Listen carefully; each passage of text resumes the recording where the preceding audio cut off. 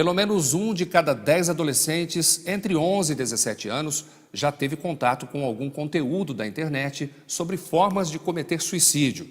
É o que mostra uma pesquisa divulgada pelo Comitê Gestor da Internet no Brasil. Os dados são referentes ao ano passado. Saber o que os filhos acessam na rede nem sempre é preocupação dos pais. A tecnologia se faz cada vez mais presente em nosso cotidiano.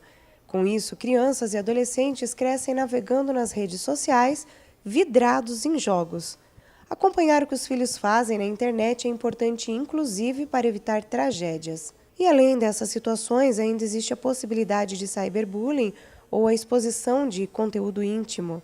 A Marília tem 2 filhos, João Pedro e Gabriela, mas eles já são maiores e estudam fora.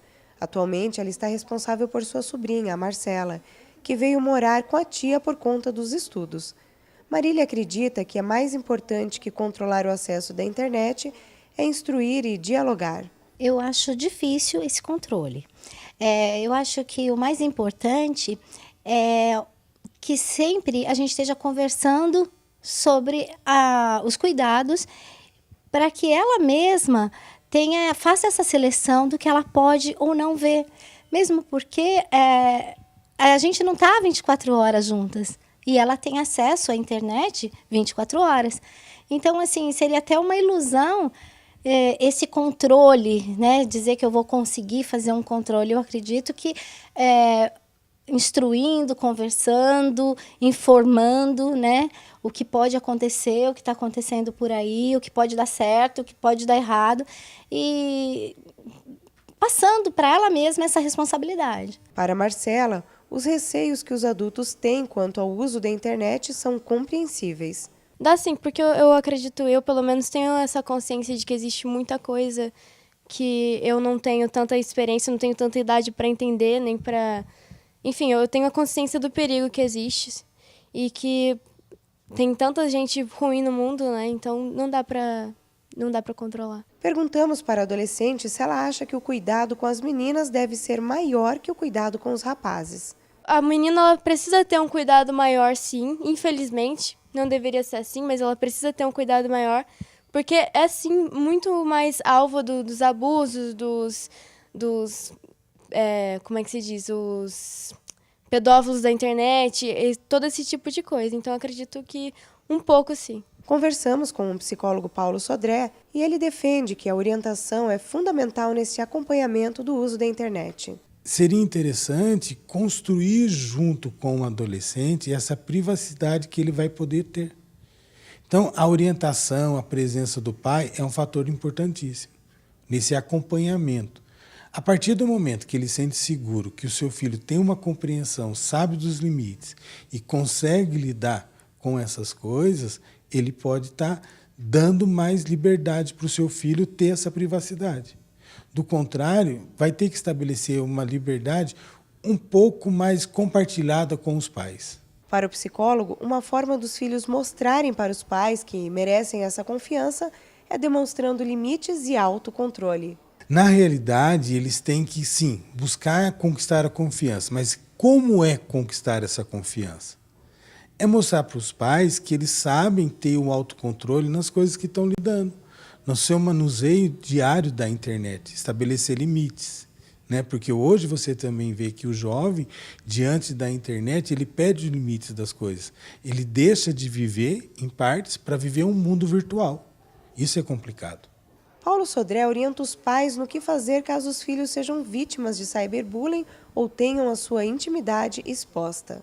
Primeiro fato, ele deve dar um apoio para esse filho, para essa filha que está passando por essa situação, buscando, né, um trabalho mais adequado, profissionais que vão poder ajudá-lo nesse momento, né?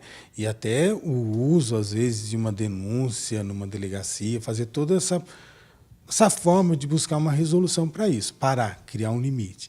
E também orientar os filhos para que não chegue a esse ponto.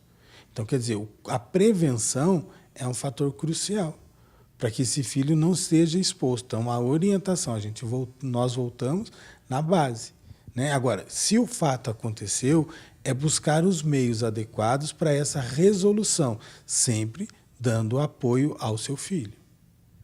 Porque se deixar em aberto, a criança vai ficar com isso como? Com uma fantasia, uma questão mal resolvida. Então, você tem que trabalhar junto com ela, dentro dos limites dela, a solução disso. Vamos para a entrevista de hoje.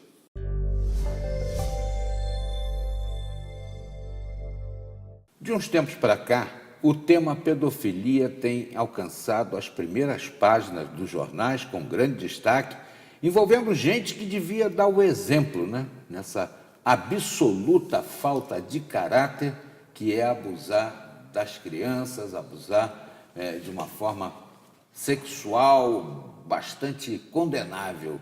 Nós hoje vamos receber aqui a Renata Gonçalves. Ela é coordenadora do Centro de Referência Especializado em Assistência Social, lá da Prefeitura de Taubaté, porque Taubaté está dando um passo à frente nessa história, promovendo uma campanha para fazer com que as pessoas fiquem atentas a esse problema. Tudo bem, Renata? Tudo bem. Satisfação enorme tê-la aqui. Prazer é todo para falar de meu. um tema bastante sensível. Eu tenho a impressão que isso existe aí há milênios, né? Sim. Essa coisa de abusar das crianças. Mas agora tomou um vulto enorme. E gente que devia dar o exemplo está aí envolvida. Tem cardeais aí no Vaticano lá pedindo clemência ao Papa, tudo mais. Que barbaridade isso, né? Sim, eu acho que as pessoas também estão tendo mais acesso à informação, estão buscando maiores informações de onde vão buscar ajuda, de onde vão ter o auxílio. Então, eu acho que hoje os municípios vêm se organizando para criar uma rede de proteção para que a gente cada vez mais consiga minimizar aí os prejuízos desse tipo de violência. Taubaté tem muitos casos aí? A gente tem um número crescente hoje no CREAS. Então, o CREAS é o serviço de referência especializado que vai atender a violência sexual contra a criança e adolescente e todos os tipos de violência ou violações de direitos. Então, a gente tem um número crescente, mas que a gente não associa ao número crescente dos casos, mas sim do acesso à informação, ao fortalecimento da rede de proteção que hoje o município vem estabelecendo. Mesma coisa aconteceu quando a OAB lançou a OAB Mulher, que foi o alicerce para todas essas delegacias de mulheres que há por aí. Ah, cresceu o número de agressões? Não. As mulheres se encorajaram a ir reclamar, a ir prestar lá a queixa com relação. E agora as crianças que eram feitas assim, vítimas dessa situação e ficavam atemorizadas, ameaçadas pelos próprios algozes, né? Estão sendo orientadas e estão saindo desse enredo. A gente tem que fazer sempre a análise de que a maioria dos casos de violência sexual, eles acontecem com pessoas que conhecem a rotina da família, que às vezes estão dentro da própria família. Então, as famílias precisam avaliar melhor o seu papel protetivo, porque a maioria dos casos a violência sexual ela é intrafamiliar. Né, com familiares, com pessoas próximas que conhecem a rotina dessa criança ou desse adolescente, ou que conhecem a rotina dessa família e sabe o momento que essa criança vai estar mais vulnerável. E a coisa era abafada, né? Porque o sujeito chegava, a criança às vezes dava algum sinal, e aí o autor falava, essa criança está maluca e tal, parará, e a coisa, né, se diluía. Agora está mais complicado. Sim, geralmente essa criança, ela não conta, porque existe o que se chama de muro do silêncio, né? O agressor, ele ameaça contra a vida da mãe, ele ameaça contra a vida da própria criança, dos irmãos. Então, a gente não pode nunca associar a culpa da violência sexual à criança. Né? A culpa é sempre do agressor ou da agressora.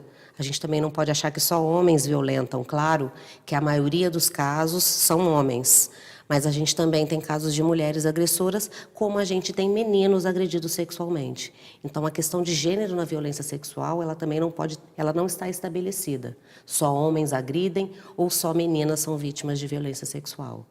Agora, eu acho que é uma coisa assim de doido, né? Porque o jornal também mostra o que acontece com essas pessoas que têm esse tipo de prática, né?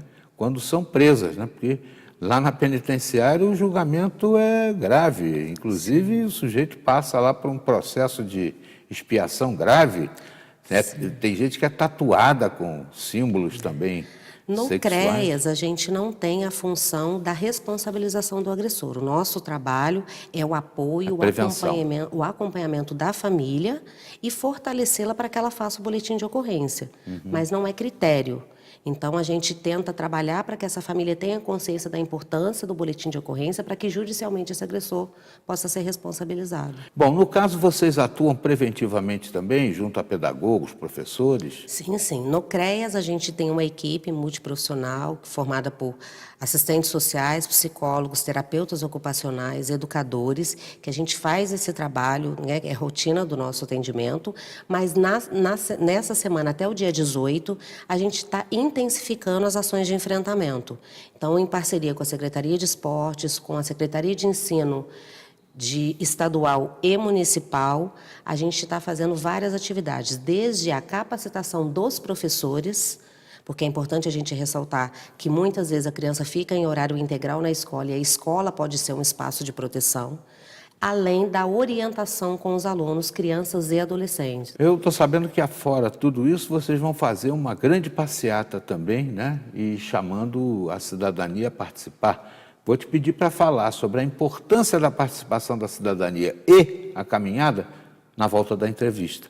Nós já voltamos falando com a Renata Gonçalves a respeito das ações de Taubaté contra a pedofilia. Já, aqui.